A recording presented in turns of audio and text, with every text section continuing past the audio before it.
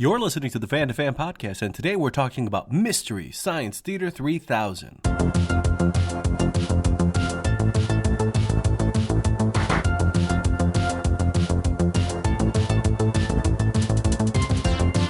Welcome to the Fan to Fan podcast. This is your host, Bernie Gonzalez, and I am here with fan Jeff Burnham. Jeff, how are you doing today?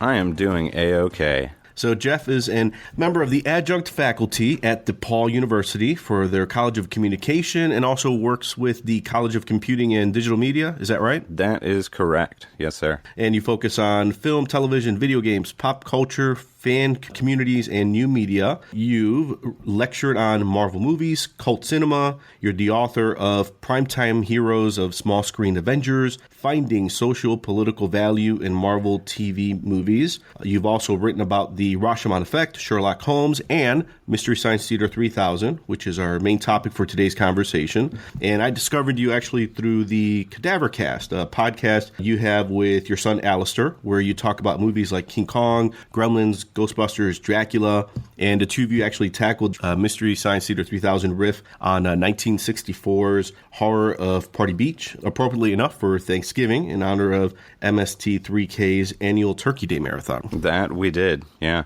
Oh boy, it sounds like I am a busy man. And you mentioned kind of off mic, so you've been at DePaul since 2014, so you've been teaching there for a few years now. Yep, I've been teaching there since 2014, which I was only able to do because I was a grader and a TA before that, and then taught at Columbia College Chicago, where actually the first class I ever taught at university level was the superhero film.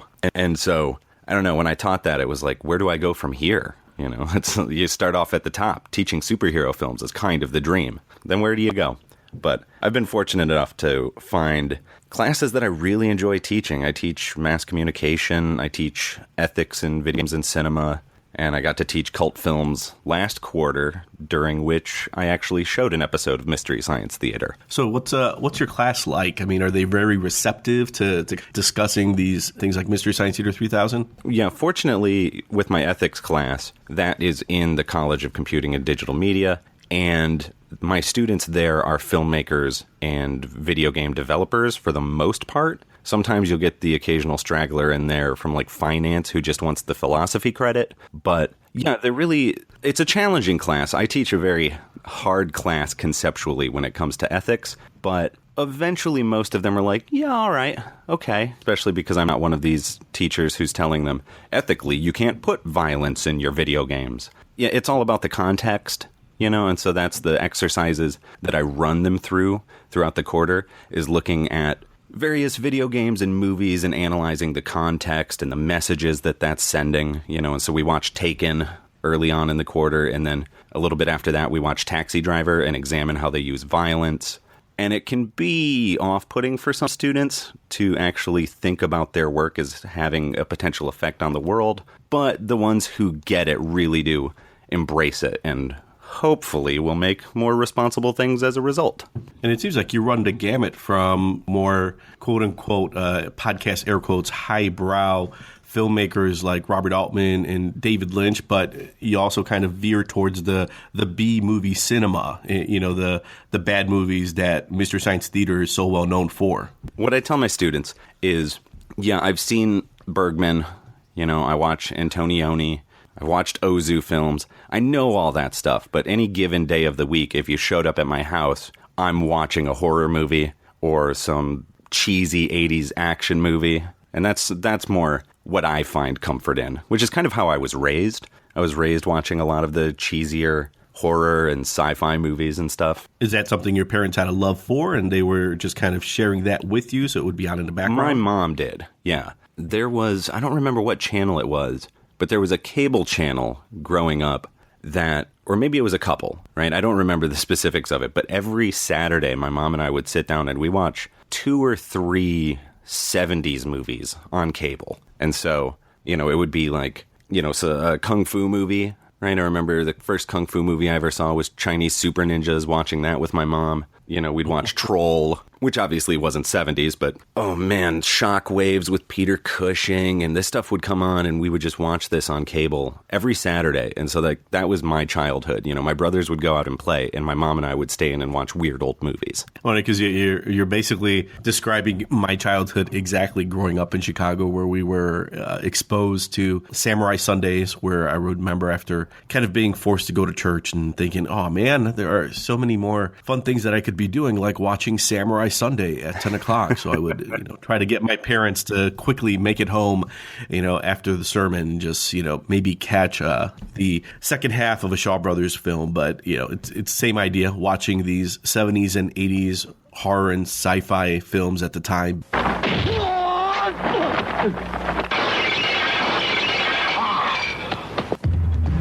Welcome to Super 66 Samurai Sunday. There's something about, like you mentioned, with good movies, regardless of however you decide to define those, there's something that they ask of you. They ask you to watch them, to pay attention, to take some value from it. But there's a warm comfort from a bad movie. However you decide to define that, whether it's genre-based or cult cinema, whatever it is, but something that, because of its production value or lack of, or acting, or it's kind of like unplanned response, it lends itself to a criticism, and also it makes it a bit more disposable, and not in a way where it's bad, but in a way where you can get up, watch it, make fun of it, come back to it, versus maybe a good movie where it's giving you something and you're processing it, but it's not creating a discourse with the movie. And when you look at something like Bergman or Eisenstein or D.W. Griffith or whatever, how many other people have written about their work? I mean, every single major university that has a film studies program, they have people putting out, book after book after book about D.W. Griffith. And how many books can you put out about D.W. Griffith? Whereas if you look at this other stuff, there's not as many people looking at the B movies, these movies that you or I were watching on the weekends, Samurai Sunday stuff. There aren't as many people writing about that as there are still about Eisenstein. So you can find your niche as an academic or as a writer or as a theorist. And so, like, for me, one of the things that I've always prided myself on is the fact that I've written the most comprehensive work on made-for-TV movies adapted from Marvel comic books that's ever been put together. And nobody cares except for me, really, but that's like my specialty, right? And it's cool to do first major work on something. If it makes you feel better, talking about David Hasselhoff as Nick Fury in the made-for-TV Marvel movie, that takes a special place in my heart. So I'm right there with you. I am your captive audience. I teach that, so that's one that's in my class. It's mostly TV movies. The kids show up, they think, oh man, this is going to be great. I'm going to watch Iron Man and get an A. And they show up and I'm showing them, Captain America 1979 with Reb Brown, and we're watching all the TV movie pilots and stuff. Nothing wrong with Reb Brown. Love that guy. If we had Skyped this thing, I was going to set up in front of our Reb Brown wall, which my wife and I have lovingly put together, which is all Reb Brown. I was going to say such a thing exists. Yeah, it's all Reb Brown posters and paintings and stuff that we bought off Etsy and eBay. Mostly Space Mutiny. Yeah, it's pretty insane.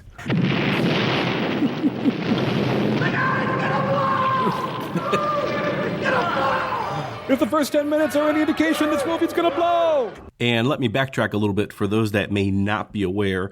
At its core, Mystery Science Theater 3000, or MST3K, is about a guy and his friends essentially watching and making fun of bad movies. In the show's case, the guy is Joel or Mike, and his friends are robots named Kroll and Servo. And they watch bad movies aboard a satellite where they've been trapped by mad scientists who are running an experiment to essentially break their spirits. The show's roots begin with Joe Hodgson, a comedian who'd worked on SNL and Letterman, and after a stint in Hollywood, he returns to his Midwestern roots of Minnesota, where he discusses launching a possible TV show on a local UHF station, KTMA, along with some other talented folks like Trace Ballou, who voices Crow, Kevin Murphy, who voices Tom Servo, Josh Weinstein, and then later Jim Mallon, who voiced Robot Gypsy, Frank Conniff, and a few others. They put together 21 episodes before moving to national TV in 1989, specifically the Comedy Channel, not Comedy Central just yet. And in 1993,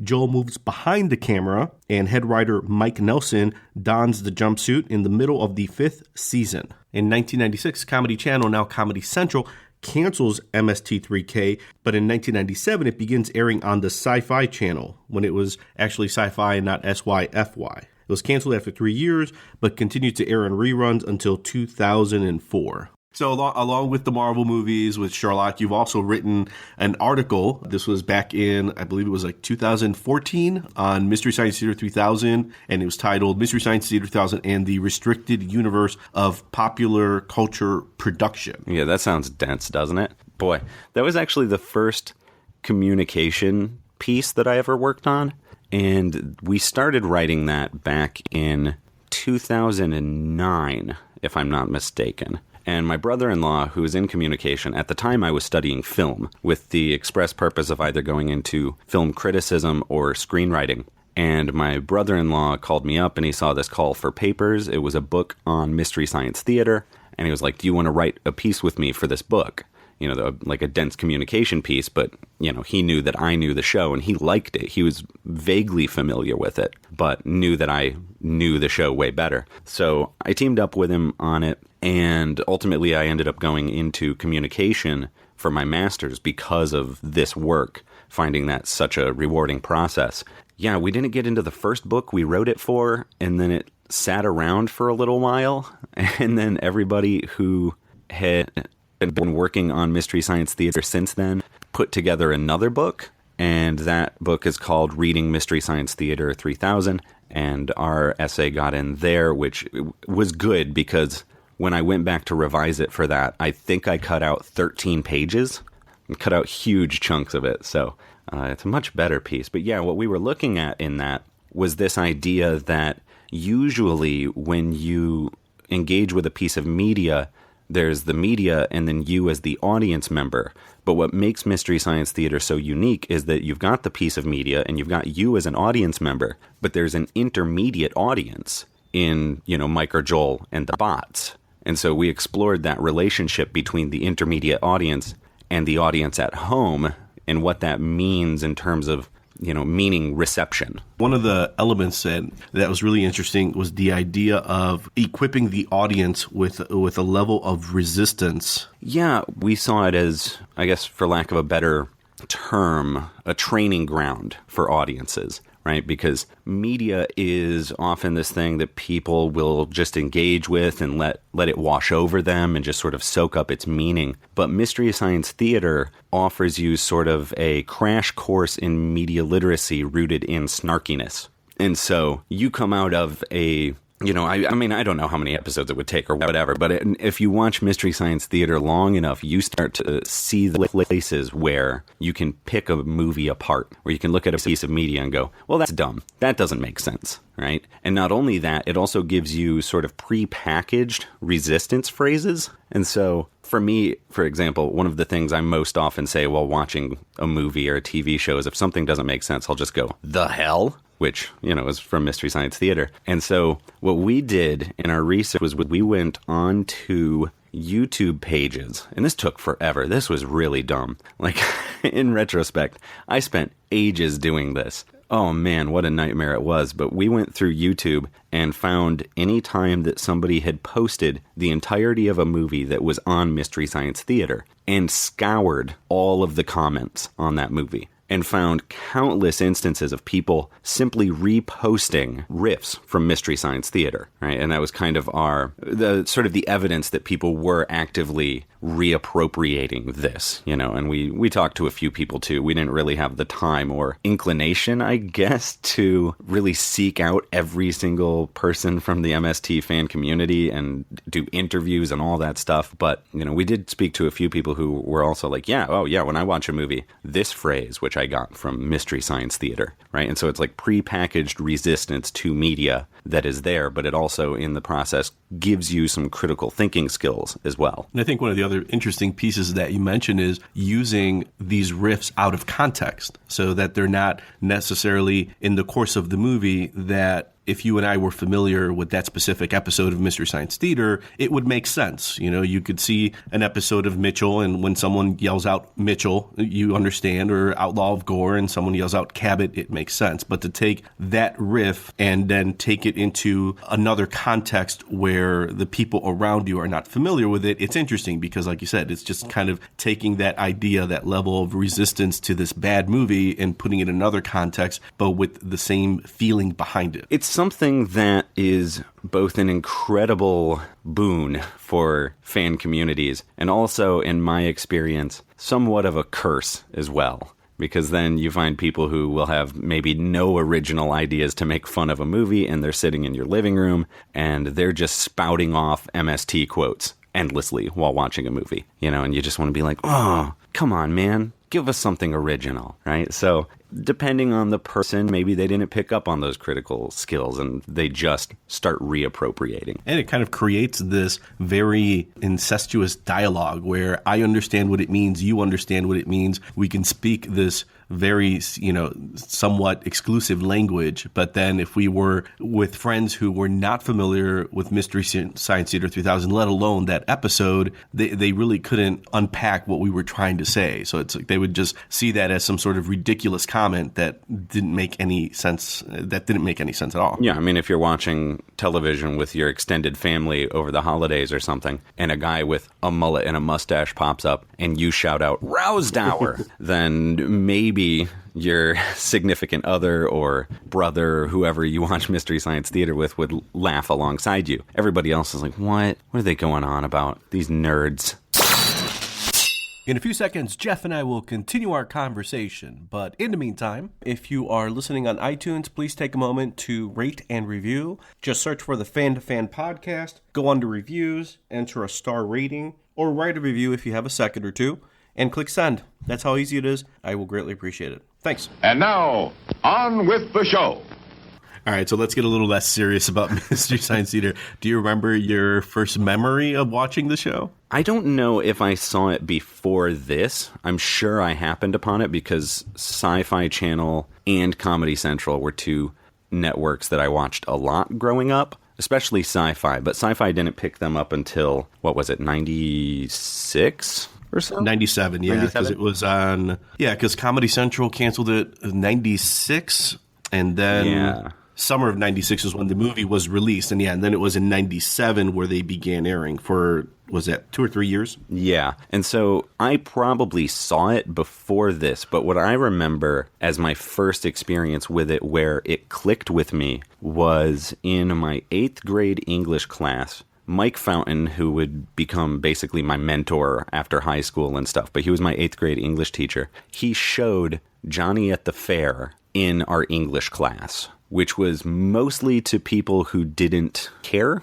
And so, but there was me and like a couple of my friends, and we got it. And I just went, I went and just watched everything that was on Sci-Fi Channel. Whenever they would show it, I was there, So it was seeing Johnny at the Fair in 8th grade English class that made me go, okay. And I remember the very next week or whatever, I came in with like recording tapes, just, every episode that I could get. I was just like filling it up and like handing them off to my friends. So you were literally circulating the tapes. Very nice. Mm-hmm. And I had, the one that I had longest was Time Chasers. Okay. I think that was the recording tape that I got the most mileage out of. And would you say that's your favorite episode? For a while, I did. I would say that alongside Space Mutiny, Red Brown. So sure, between Time Chasers and Space Mutiny. But then, how do you decide a favorite? Because then Riding with Death is hilarious, and Werewolf, and then you got Mole People, which I quote all the time. I don't know. But yeah, probably top 5, at least, Time Chasers. So you have the Cadaver Cast with your son, Alistair, and you guys have recorded 17-some episodes where you discuss all of these horror movies and then some sci-fi movies like King Kong. You guys discuss Mystery Science Theater 3000. When did you first expose Alistair to Mystery Science Theater? I imagine he's been watching it since he was born. I don't think there was ever a time where he wasn't watching it. So, but that's not to say that there are episodes that we don't turn off or try to keep him from watching for whatever reason. We just turned on the other day which is an episode that I'd never finished. Like, I'd seen part of it, you know, like the first 15 minutes or so, but I never finished it for some reason. We turned on The Incredible Melting Man, and we got about a half hour into that, and I was like, okay, even for television, like, this is a little bit too gory for a 5-year-old. So it, like, shows the guy's face, and, like, his eyeball falls out of his face, and he's just melting. I was like, oh, no. But, you know, the old sci-fi ones, the black and white ones, Mole People, stuff like that, Gamera, right? He's seen all the Gamera ones. You know, there's no harm there. So we figured, why not throw an episode in on Mystery Science Theater? And Mystery Science Theater is not just something that we watch on Thanksgiving, right? No. Mystery Science Theater is where these funny three watch movies and make funny jokes about it. Yeah, exactly. And it's something that we've been watching ever since you were a little guy, right? Yep. Yeah. It's not very scary. No, the movies they watch tend not to be the best movies. They're pretty silly. Yeah. The episode we're talking about today is the episode in which they screen Horror of Party Beach. Yep, 1964's The Horror of Party Beach. So in listening to your podcast, I mean, you've had him watch movies like Empire of the Ant. So how did he take it when he saw the silhouette at the bottom of the screen where he's not just watching the movie, but he's watching Joel or Mike and the bots essentially making fun of the movie that he's watching in a different way than, you know, he didn't see in Empire of the Ants or any of the other movies you guys have watched with him? It's funny because in our episode on the Horror of Party Beach, he voiced some concern about the riffing. And mostly we had watched with him the sci-fi stuff. He'd seen Space Mutiny who knows how many times. He saw Time Chasers. He even went with me to the Riff Tracks event for Time Chasers, and he went to Riff Tracks Mothra and stuff. But when it comes to a horror movie, he just doesn't want to hear it. You know, if it's anything else, he's good. But if it's a movie that has remotely the possibility of being spooky, he just wants to be spooked. And so he talked in that episode about how he would have just rather watched the movie on its own because they were funny and it was good riffing and all, but he just wanted to watch a spooky Fishman movie. So I think if it has the potential to be at all a horror movie, he would just rather they just shut up. So he was a bigger fan of the skits, especially in that one, the Sodium song. Yeah, I remember listening to the episode. He had a pretty awesome rendition of the Sodium songs. Yeah, and that's something that he talked about too, because he's watched Elvira and stuff with me. And so he was talking in the episode about how he likes that model where they can come in and talk for a little bit, but then they got to go away and let me just watch the movie. You know, we'd watched Elvira do the Cyclops, and so, which, you know, is an old Thriller videotape. And so he liked that a lot, that, you know, break in for just some funny stuff every once in a while, but just, yeah, leave the movie alone when it comes to that stuff. What was it called again? What was what called? The song. Oh, the Sodium song? It's called Sodium. If I had to guess, I would say that's probably your favorite host segment in this episode, where they sing the Sodium song? Yep. Yeah, do you remember how that goes? Sodium, sodium, sodium, sodium, sodium, sodium. I'm noticing a trend here. But it's funny, too, because we did another episode. We started this mini episode format that we do now called Al's Monster Stampede, which is basically, the idea is, if you ever find yourself trapped in a monster movie, Al's got all the lessons you need to fend off monsters, how to recognize them and defend yourself. And so he basically delivers a mini lecture on, you know, this or that monster and how to recognize it and fight it. And when we did the Fishmen, and, you know, we started out with Gillman, you know, and we're looking at, you know, a creature from the Black Lagoon and stuff. When we get to the part about fighting fishmen, and I was like, how do you fight them? How do you defend yourself against them? And he's like, oh, you can use anything. Sodium. It was the first thing he said was sodium. That's how you fight a fish man. And for the record, for those that aren't familiar with Cadaver Cast, this is your 5-year-old son, Alistair. So all of this is coming from the point of view of a 5-year-old who, I have to say, after listening to quite a few episodes, is you are exposing him to some great classics and also some great B movies, but he's going to have quite a hold of cult cinema by the time he's at, he's going to be ahead of the curve. That he very much is. While his friends are watching and rewatching, Finding Dory or Ice Age or whatever, we're at home rewatching Empire of the Ants, which I think he's seen 3 times now. And he's just, we started doing it because, well, it was his idea, actually. I should put that out there. The entire podcast was his idea. I was wanting to do a podcast, but I didn't have an idea for one, and I didn't have a co-host, and I didn't want to do one by myself. I wanted a co-host, and he joined me on my friend Joe Sanders' podcast, Quote Unquote Guilty, and we talked about Sharknado, because Al's big into the Sharknado movies, loves the Sci-Fi Channel stuff, just like I did growing up. And so we talked about Sharknado, and when we got done recording that, he gets down off his chair and he goes, "Dad, you and me should do a monster movie podcast." And I was like, yeah, that sounds amazing. It was his idea. He's never let me forget that. He's always, yeah, this is my podcast, Dad. You're just here to help. Do all the recording and all of the editing and all the social media. But it's still, just his podcast.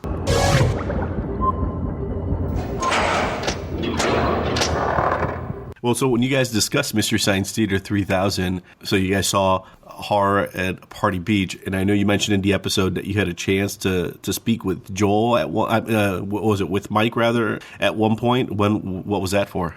I did speak with Mike Nelson prior to the first Riff Tracks Live event, and I write for a site called Film Monthly, which I now run, which has been insane, to have that on top of everything else I do.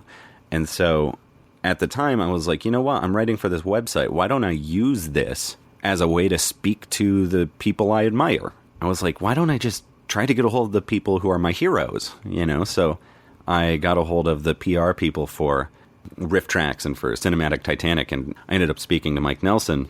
And it was interesting because I approached this in a way where I was trying to ask him questions and talk about things that maybe other people weren't going to ask. Because I didn't want to be the one who's like, oh, what was it like working with puppets? Ugh. And those interviews always bother me. I want to go deeper. I want to know more, right? I want to get into the nooks and crannies of the thing.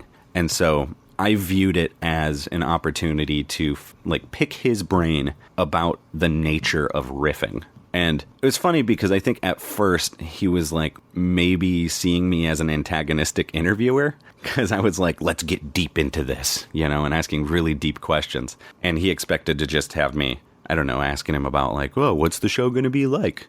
Plan 9, that's sure bad, huh? But I wanted to know more about what it's like to actually sit there and rewatch these movies and write these jokes, and how do you come out the other end of a Coleman Francis film? Having watched it 2 or 3 times, Red Zone Cuba, and what is it like? It was really, I just read it again this morning, before we started here, because I was like, does that interview hold up? Am I still okay with what I did there? And I'm pretty proud of that, because I think we got into some of the nuance of riffing and the nature of it, and how it's not necessarily antagonistic and mean like some people see it. Some people do see riffing as a thing that's purposely trying to make people look bad. And sometimes that can't be helped. You look at a Red Zone Cuba, and that is bad. But there are other times where they riff on movies where the movie's perfectly fine, but it's got some goofy stuff to it. And I don't think there's mean-spiritedness in it necessarily. And so at the time, Mike Nelson and the Riff Tracks gang, they had just recently riffed on Casablanca. And I remember that being a huge deal, because they're like, oh, they're making fun of Casablanca? What's wrong with Casablanca? And he's like, there's nothing wrong with Casablanca. It was just a challenge, and it was a way of showing that we're not here to say these movies are bad. We're just here to enhance the experience in some way. When you think about riffing movies, the bad movies lend themselves so easily to that. But I think with Riff Tracks, they've kind of opened up that extra layer where you could look at a newer movie. Because I think with a lot of the Mystery Science Theater 3000 library, with Riff Track, Cinematic Titanic, it's been a lot of low-hanging fruit, if you want to use it that way. Yeah. A lot of movies that don't have the stellar production quality. So when you look at something like Space Mutiny, for example, I mean, these are movies that feature special effects, fantasy elements, which are more taxing on a budget, and the on-screen product. So when that product is lacking, then it's easy to point out, oh, there are the strings, there are the bad effects, there's the bad acting. Whereas you get something like Casablanca, it's like, I can see someone thinking, well, you're treading on sacred ground. That is a great movie, maybe one of the best movies. That's untouchable. But on the other side, when you think about what the nature of riffing is, then it's just the same thing that we're doing with our family and friends on the couch. I remember in high school and in college, I would get together with friends and we would rent Independence Day or Bad Boys movies at the time that were box office hits, and we'd sit there and while we're watching the film, there was something about making fun of it. Maybe it's because of the context. We're sitting in a basement in a living room and we're not in a theater. Where it's just the three of us on a sofa, and next thing you know, something funny happens on the screen, and regardless of the budget or the acting, it's funny, so we make fun of it, versus something that is more bottom shelf in quality, where there are more openings for that. Yeah, I mean, something like Creeping Terror. That's what it was called, right? Creeping Terror, the one with the giant rug? Yes, that was actually the first Mystery Science Theater movie that I saw. That one did not sell me on it. It wasn't until Cave Dwellers. But yes, Creeping Terror, yes. Yeah, Creeping Terror is really... That's tough to get through, even with riffing. That Monster A Go-Go is another one that's really tough to get through, even with the riffing. I mean, Monos is just... Well, that's nightmarish on its own as well. But I mean, when you're watching some movie, like an Independence Day or whatever, with your friends, people who you're used to, you have those in-jokes as well, those things to draw on, that in a Mystery Science Theater, you maybe need that little bit of added help from some poor production quality to really connect with the audience. Because, when my wife and I watch movies and let's say Sam Elliott pops up, right? We always joke about Sam Elliott because my father-in-law looks strikingly like Sam Elliott. And so anytime he's on screen, the jokes are just endlessly about that being my father-in-law. Obviously, that's not going to mean anything to anybody who doesn't know my father-in-law. So you need that little bit of low-hanging fruit sometimes to actually get the audience on your side, because you all are seeing the same things. Yeah, and it kind of lends back to that inside language. I don't know that anyone outside of Mystery Science Theater and maybe the state of Wisconsin would understand Packers won the Super Bowl. Yeah, yeah. To yell that at any sporting event, it's a very esoteric language that you and I get, but when you take that outside of context, it doesn't make sense. Those are the in-jokes that I would have had with friends about Independence Day, or like you and your wife have about Sam Elliott. Yeah, exactly. I mean, even at the Mothra event, I think it was Mothra, when Riff Tracks did Mothra Live, they had some jokes in there about Packers won the Super Bowl, this old MST reference. And you could tell who in the audience was an MST fan and who really didn't know MST and was maybe just there with friends or just knew Riff Tracks. Because there was clearly like 70% of the audience was laughing hysterically, and the other 30 are like, what? What's the joke? In just a few seconds, Jeff and I will conclude our conversation. But in the meantime, remember, you can find the Fan to Fan podcast at www.fanpodcast.com. Facebook, just search Fan to Fan Podcast. That's FAN, the number 2, FAN, or on Twitter at Fan to Fan Podcast. I'd love to hear from you, so reach out, send a message, and let me know what you think of the show. Thanks. So this is an interesting idea then. We have kind of Mystery Science Theater of the past, and then the various iterations. And then in the Turkey Day Marathon in 2015, Joel Hodgson, who created Mystery Science Theater, for those that are not aware, announced that he was going to revive the show. And through a very successful crowdsourcing campaign. Now we're getting a new season of Mystery Science Theater. I'm wondering, coming at it from someone who's a fan, but also a father, how, what your thoughts are on the revival, but also the fact that these are going to be shows that you will be watching for the first time, potentially, assuming that the content makes sense, that you'll be watching for the first time with Alistair, and not a show that you've watched, you've processed, you can sit with him knowing some of the jokes, what the tone is, what to be mindful for, or what to kind of, look in his direction to see if there's some sort of if he gets the joke or if he laughs out of it. But these are episodes then you're watching for the first time with him,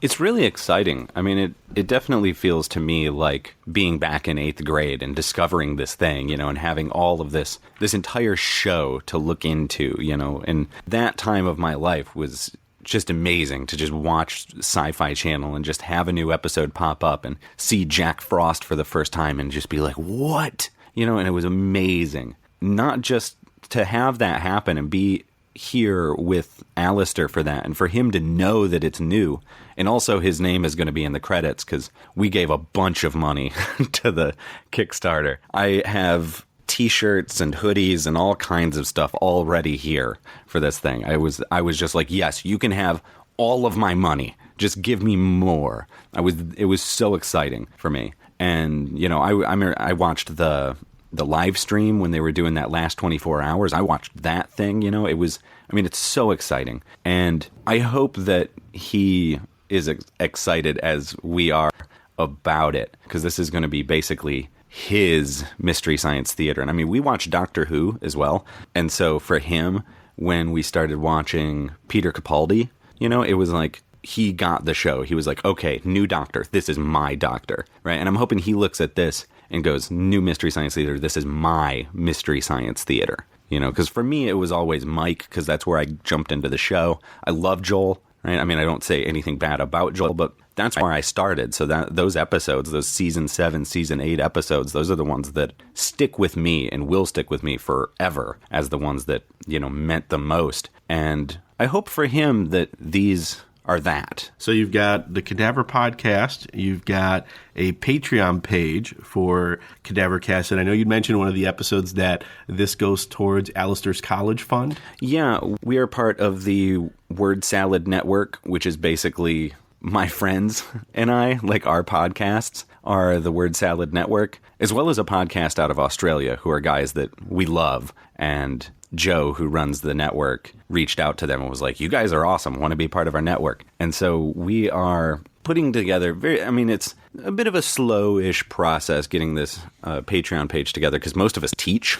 At least, Joe teaches, I teach, so we're constantly adding content. It's patreon.com/wordsalad is the Patreon page. And for us on our end, for Cadavercast, I don't do Cadavercast for the money. That was never an idea for me that we would ever make money off of it. And so I decided from day one, if we make money off of this, that I'm actually going to put it in a college fund for Alistair. If we make a ton of money, then it would be great to not have to put our SoundCloud account on a credit card. So that would be awesome, and have just anything else go to Al's college fund. But yeah, as of right now, any money we're making, I'm putting into Al's college fund, because this podcast is all about him. For me, it is. It's about having these conversations with him and viewing this as an opportunity to teach him things, and I didn't realize until this week, I guess, how much I do teach him through the podcast,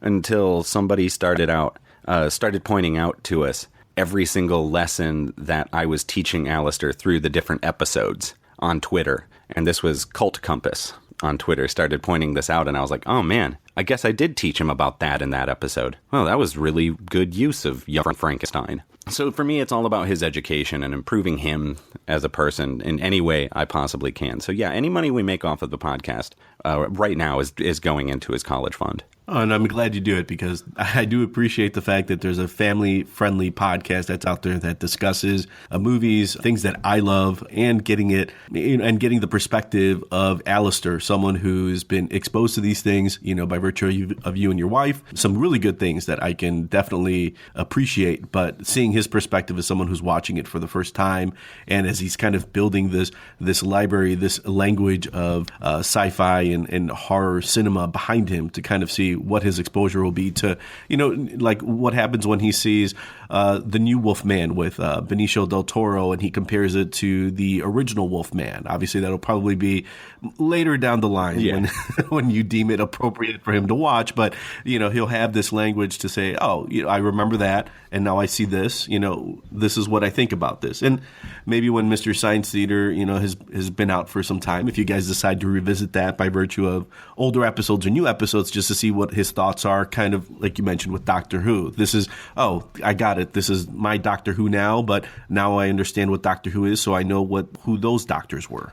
For me, it's disconcerting in a way that I know that someday we might have to stop doing the podcast. Like I could just do this forever with him, because he and I are never going to stop watching horror movies together. But at a certain point, I don't know if we're going to be doing this podcast, right? And I can't wait to someday, when he's a teenager, sit down and watch Texas Chainsaw Massacre with him, and all that stuff that we can't do now. Because right now, obviously, it's got to be tame. He's 5 years old, so we're looking at classics and, veering into some 70s stuff and whatnot. But just being able to go back myself, and I've recently gone back and listened to a couple of the earliest episodes, to hear how much he's grown has been amazing to me. And to hear how, once we got to The Fly, once we started talking about The Fly and he started making connections between these movies, to just over time see his brain start to put all of this together is really cool. And to have a record of that is exciting as a parent. Please keep giving us more Cadavercast, Jeff. It's pretty awesome. Good to hear you guys talking about these movies. So please give us more. I intend to. Yeah. I mean, we had the prospect of having to cut down to one episode a month earlier this year, and that was when we came up with Al's Monster Stampede, because I was like, no, I'm not cutting it down. We got to find just another format that's shorter and easier. Because, it takes forever to cut these episodes. We record for anywhere between an hour 15 and an hour and 40 we'll record, and then I have to cut it down into an episode because there's, he's 5. There's a lot of repetition and a lot of drinking water and asking weird questions that have nothing to do with anything. So it's like to cut it down into something that's listenable takes forever. So you're saying somewhere in your computer there's an Alistair Unplugged file? Which is a lot of, frankly, me going, stop poking the microphone, Alistair. Don't blow into that, Leave the cord alone. A lot of that stuff. Nice. Awesome. Thank you, Jeff. Appreciate it. This is great. Thank you. This was awesome.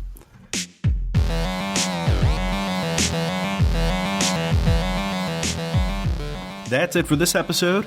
Tune in next time for more fan-to-fan conversations on the Fan-to-Fan podcast. Thanks for listening. Eagle to M1. Mission completed. Damn talking box!